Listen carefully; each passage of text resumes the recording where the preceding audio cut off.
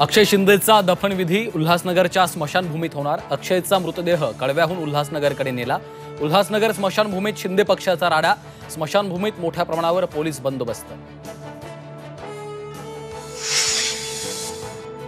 8 ते 10 ऑक्टोबर दरम्यान निवडणुकीच्या तारखा जाहीर होण्याची शरद पवारांनी वर्तवली शक्यता।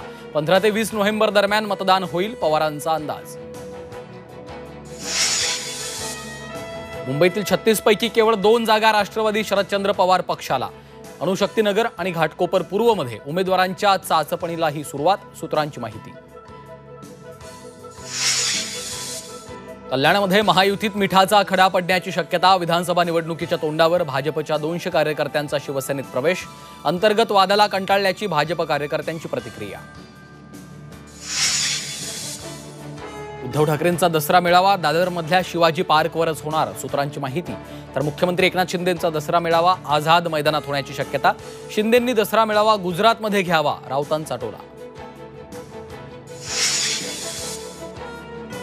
नारायणगडावर मनोज जरांगेंचा दसरा मेळावा। मेळाव्याच्या अनुषंगाने तयारीसाठी मराठा बांधवांची नारायणगडावर बैठक।